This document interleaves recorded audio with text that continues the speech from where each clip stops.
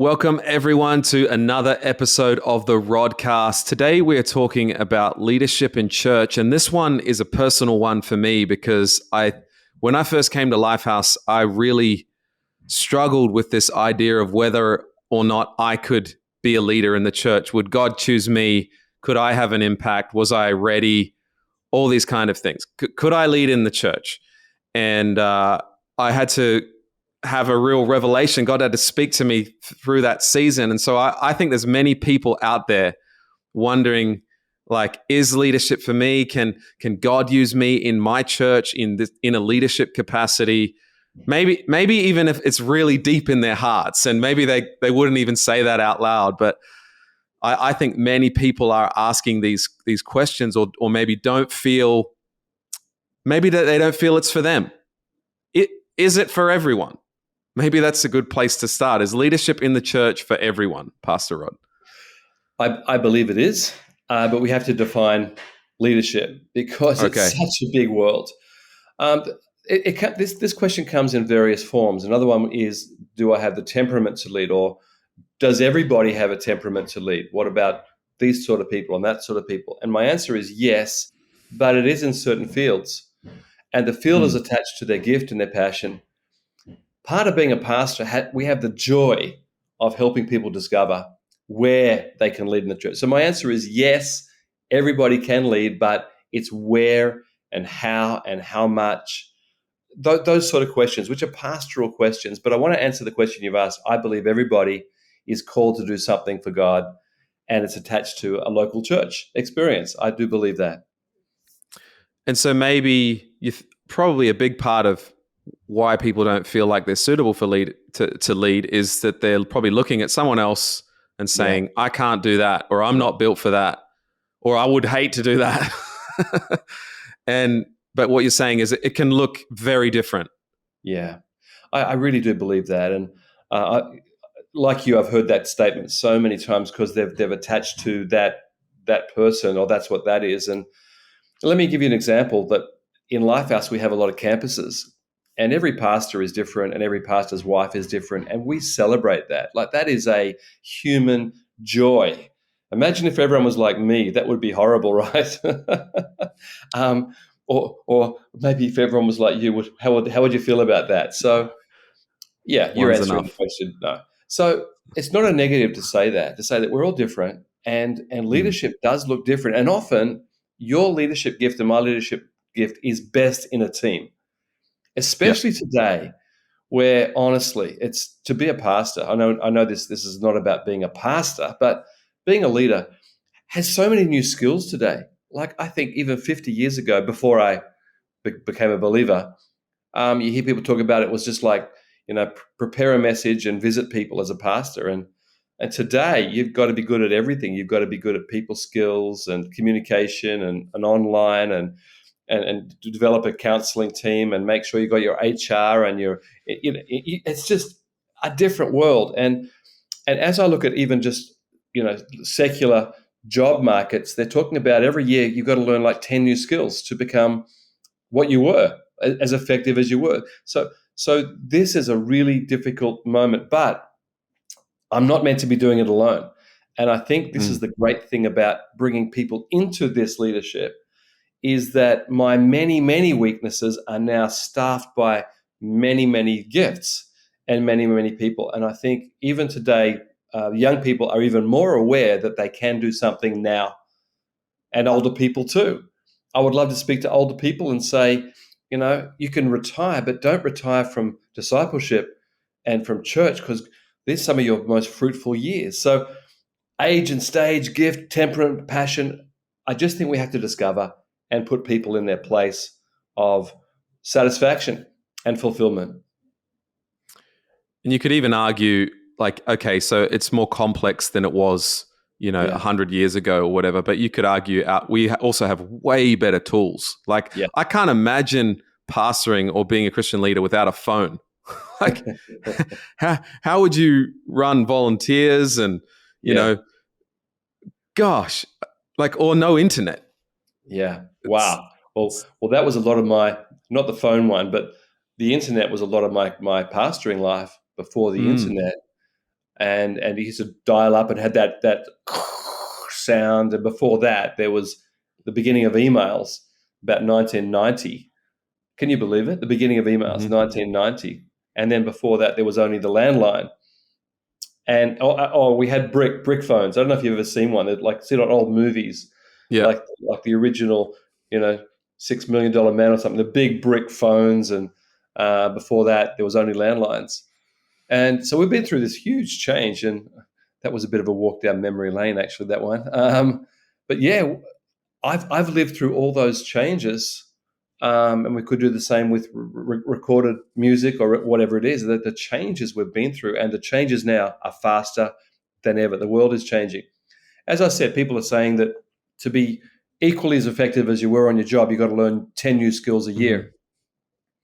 Wow, I can't do that. I'm not able to do that. So what was it like before phones? Well, it was actually a little bit more simple, to tell you the truth. Right. But now we have the power of reach, right? That we never had. And I think if the Apostle Paul was alive today, he would love everything online. He would love, his letters would be in thousands of tweets and in Insta entries or whatever.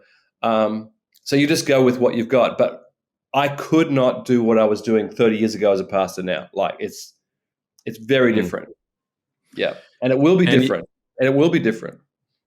Right. Yep. In another 30 years. And well, it's probably going to be different in another 10 years. But I'm just thinking also, like, with all this difference and this complexity, there's also all these little niches that someone can lead in. There's so many, 30 years ago, there was no one that could build a social media team because we didn't have it, yet now we have that. It's like every church is probably going to want to have some presence on social media if they want to reach out. And so that's a place for someone in the church to step up, to lead, to pioneer in, and to build an audience for the church. So that with the complexity also comes incredible opportunity for people to find something that they really fit with. Yeah.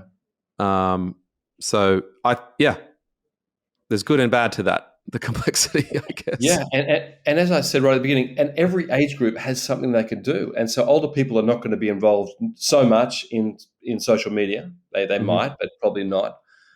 But they can really care for another generation. We have very young churches because we're young. Our churches are young. But we really need older people just to stabilize and love the young generation. And I'm sure many would love to do that, have the opportunity. In fact, I'm currently speaking to a professor in America who's thinking of joining us, and he's got these very high academics. And I said, you know what, I'm not sure we can use all that, but would you just come and love some people? And he said, we would love to do that. The end of our life, we would just love. And so I think there's a place for everyone on the spectrum. We've just got to help people discover the hole and fill it with their specific gap, with their specific gift. But yeah, and the young ones, like the church of, there's no such thing as the church of, a church of tomorrow. Like, you don't say to 10-year-olds, oh, when you grow up, you can do something. No, we've got people on our dream team now. I think you've had some of your greatest people start at 10 or 12, and now they're at university, or they've grown through those years, and those years have been good years of service, right? So I don't think the church has ever been so everybody friendly for their gift. Yeah. So there's opportunity for everyone, and we can all play a part in it. So why do you think, what stops people from stepping up in church life? That's a big question. I know there's a lot of answers to that. Yeah. But I think there's two sides to that. One is the person themselves, and one is the model. So the person themselves, often when people start insecure and unsure, most people, I was like that. And you need encouragement, and you also need good mentors and friends. It was good for me to be told early on, you won't be in the singing team, Rod. That was a good, but I want to sing. But no, why don't you try this area? That was a kind person that helped me realize early. So I think we need friends and we need mentors and because we're insecure and we don't know what to do with this gift thing. It's an unknown thing. And there are new skills being developed all the time. I need to know if I'm suitable for this or that. I think there's that side, and I think there's also the modeling side of the local church. And as I said, some churches saying to young people, "I'll just wait till you're older. You'll have your time." I would rather say, "This is your church now. Let's find a place for you now." So there's a model. And Viv and I have always had young people around us. We've lived for lengthy times in Australia, Thailand, and Japan. And personally, I've lived lengthy time in the Philippines and Malaysia before I got married. So in all the countries, young people need to see the model is open. There's access. Access with training, access with follow-up, access with feedback, but access. You can do something now, and there's a pathway to that. And I think that we've always had young people around us because we've always said to young people, "You have a place. Can we help you?" And most young people say, "Me? You talking to me?" "Yeah, talking to you. Let's talk about that." And I think that we've just got to help people to find their space. What about have you ever heard people say like, "Oh, I'm happy just to serve," or behind the scenes or something like this? And they've obviously got an image of leadership as some upfront person, which obviously is one style. Yeah. But what about those types of personalities? I think These are good people. I think when in Yeah. our preaching, teaching, we need to give examples of these people. Like Mm-hmm. you've often heard me say, I'm a visionary, but my team can't cope with just vision up here. They need to be on paper. They need administration, therefore I've got to validate those people that do those roles because they are leadership roles. That are able to take my vision and dreams and be able to put it into form and HR and our grow course and our that's my strength and weakness, but it's up to me to highlight that as highly effective leaders. So I'm modeling. Some of you are very like this, and some are like this, and some are like. I think it's really important.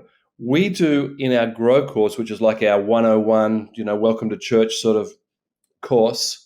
We do a gift discovery. We do two actually. One gift discovery is more of a secular one, the Briggs Myers 16 personalities one, which is incredibly important for young people to sort of get a frame that I have some great gifts and there are others like me. And in Japan, I think we're a nation where people struggle to find their individuality. It's been such a revelation for young people and old people to say, "Wow, look at what I've got. It's so much fun to be this." So there's that gift discovery or that personality discovery. And we also do one based on the Romans 12 list of 7 motivational gifts. And from that, realizing that God has truly made us different, and every one of those 7 gifts needs leaders. So it could be in caring, could be in giving, could be in leading, could be in teaching, could be in encouragement. But we need leaders with all the different areas where we call dream teams. You might call them volunteer teams, but we need leadership in all of that. And as I look at those 7 that we mentioned in Romans 12, it pretty well, it covers the spectrum. It's an amazing psychology lesson from the Bible. There are these 7 motivational gifts. Which one do you fit into? And I think we have to help people discover, ask questions, rediscover, and relearn. And I'm doing things now I've never done before, and some things I did before, I had to delegate. So we're in a new age of discovery, but it is biblical, and it's also something that the secular world pays a lot of attention to. When I first became a salesman, I had to go through a psychological test for 8 hours, like literally Wow. 8 tests, one test an hour in one day. One test was mathematical, one was problem solving, one was EQ, which is emotional strength, and what would you do at a party, blah blah blah. So I had to do all that, and they give you this chart at the end of your strengths and weaknesses, And I actually was suited to pharmaceutical sales, which I got the job. That is a secular model, but I've still got that paper from 40 years ago. As I pull it out, I think this was correct. We can actually use tools to discover our strengths and weaknesses. Because where I'm going to go with this is don't go down the line of your weakness or your lack of passion. You won't last. But in the church, we have a chance to shift and change and counsel and motivate and try this and that. And I think one of the great thrills of you and me, Richard, in our churches is seeing people discover. Right? You would agree with that? Could you talk about that as well? Yeah. Seeing people find their lane in life and then just start running, and they're just knocking out wins, and everyone's like, "Whoa!" Like it's the best. And I feel like I know what it's like, because I feel like I've discovered that. Like, the church helped me find my lane in life and who I am and who I'm not. And when you stop trying to be someone else and you just focus on who God's made you to be and your unique place in life and what you can contribute, that's so exciting. And so then to see that play out in other people's lives, it just changes everything, because just so many people sadly, so many people never really discover that, whether it's in their work or a greater sense of calling in their life. It's a joy of being a pastor, for sure. And I think, although or even Connect Group leader.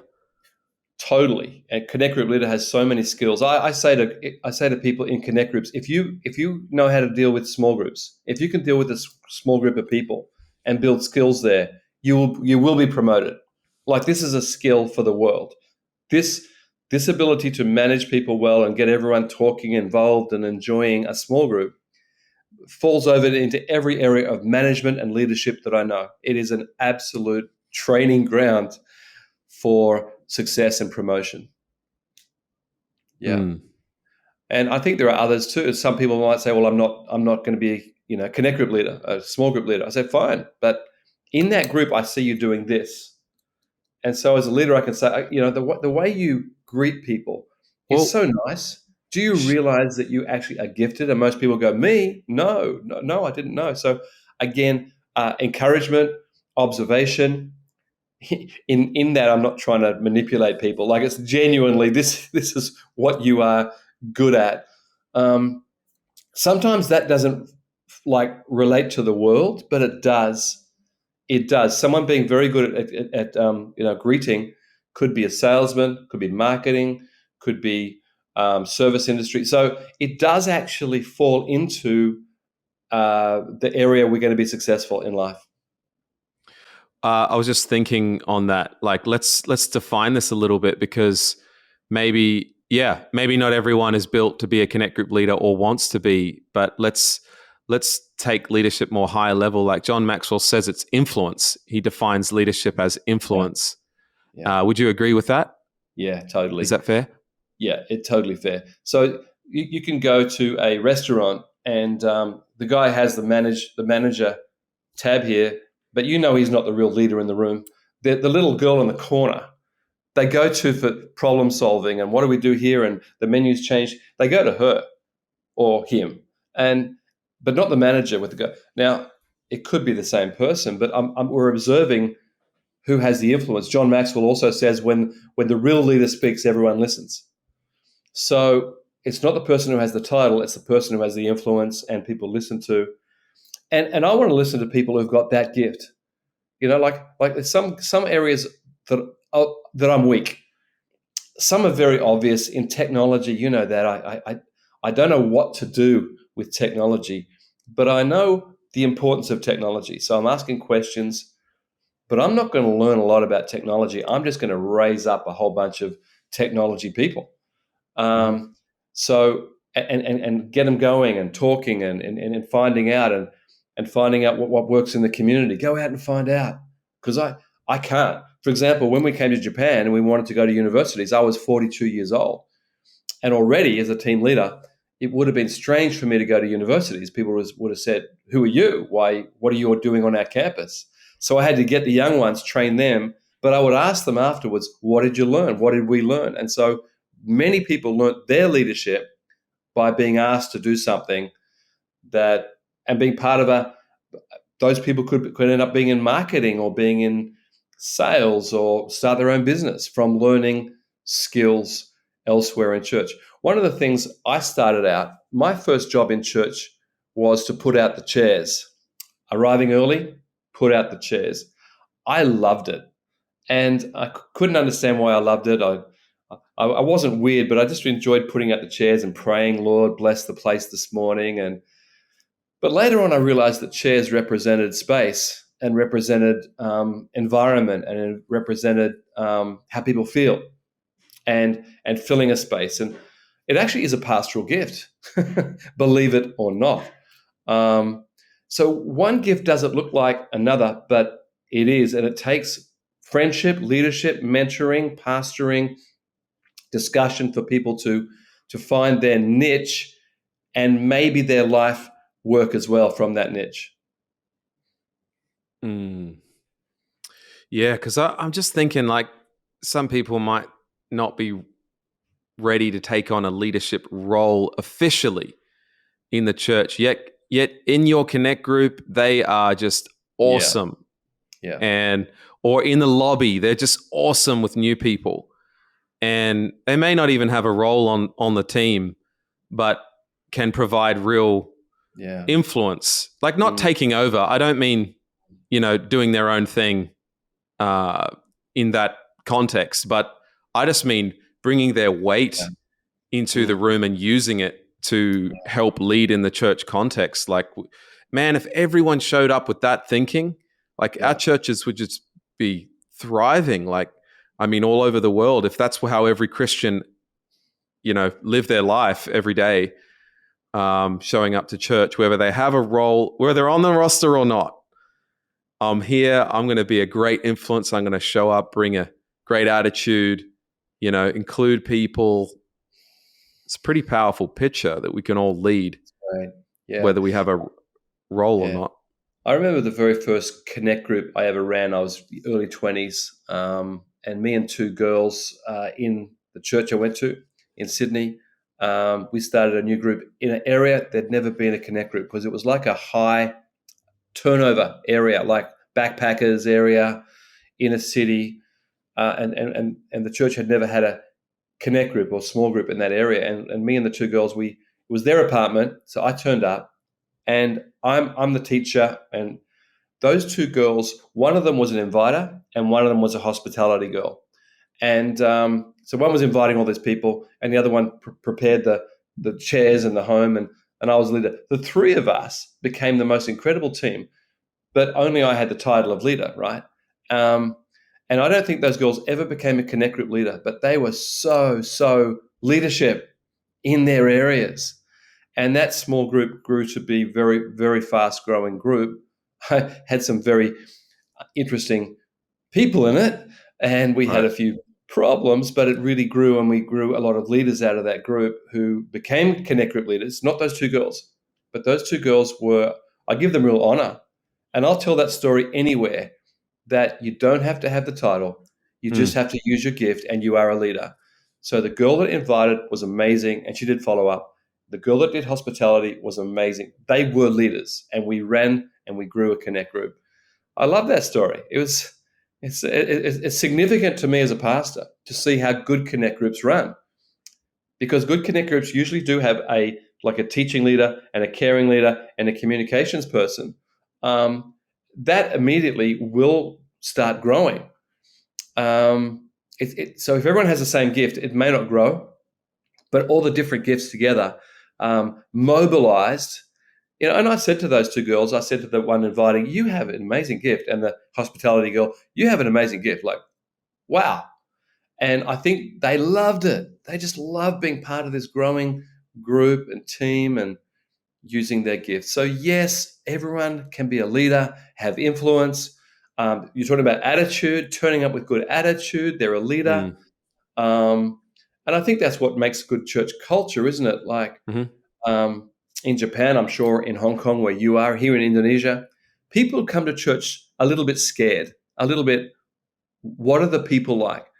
And it's just so much fun to watch our teams connect with them and not overwhelm them, but invite them and this is this and come and sit here and afterwards, how was that? And to watch that happening is such a joy because those people are developing, they're using their gifts and they're developing great skills. And the new visitors, I'll talk to them and I say, did you enjoy church? This is Japanese now, okay, in Japan. So first time ever in church for this person. Did you enjoy church? They go, oh, yes, yes, yes. I said, did you like the music? Oh, yes, yes, yes. Did you like the people? Oh, yes, yes, yes, yes. And then I say, did you understand my message? And they say, no. But they say, but it was positive. And then I'll say, will you come again? And they'll say, yes, yes, yes. So the team created an atmosphere, not my preaching, right? That was low down on the list. Now, the preaching can't be terrible, but it doesn't have to be incredible. This is really important for people to understand. It's not the preaching that will bring them back. It's the environment. It's the community. And if there's enough people using their skills and attitude and joy, it creates a moment for Japanese to wonder, what is this? Is there a God? And many come back and get saved. And I know Hong Kong's pretty similar. How would you speak to that the environment impact on visitors? I think the community thing and being welcomed in is so huge. The preaching can't be bad, and neither can the music. Like if it's just terrible music, like that's not going to help you, or terrible, too long preaching and boring, and that's not going to help either. But you're right. If those things are solid, that they're not turning people away. It's the people that win the new people. And for us, in fact, post-pandemic, it's been going to lunch with people after church. It's having a place like we promote it like, hey, we've got a group of us going to lunch. Everyone's welcome. And not everyone joins that. Of course, people are free to leave and do whatever they had planned. But just the ones that come in and eat lunch with people, it's like they come back. Because the group is just so friendly, so inclusive. It's just the best kind of follow-up system you could have. It's just great people being welcoming. And the people welcoming them are having a party, like they're using their gifts. Yeah. And at the same time before the service, the production people have set up the sound and they're very serious and but are you enjoying it? Oh yes, yes. And they're back to that it's not all that the welcoming people. It's the whole picture. It's the package. It's the whole package. But you do hear some statements like people make up their decision about your group in the first 5 minutes. I've heard that a number of times. People might say it might be 1 minute, might be the whole thing. I don't know. But I do think most people make up most of their mind in the first while, which means it's not the message. It's not the preaching. That can't be terrible. But it is something else. It's this emotional package that this is a good place. These are good people. This God who I don't know could be good. It's that first. And they also say in sales and in life that you never get a second chance to make a first impression. Have you heard that saying? Mm-hmm. Yep. It's unfair, but it's true. I'm not saying it should be that way, but it probably is true that the initial. And so gifting is really important to set the tone. And we've discovered post-pandemic, it's not about the high production. It's not. It's about the people's attitude to being there, isn't it?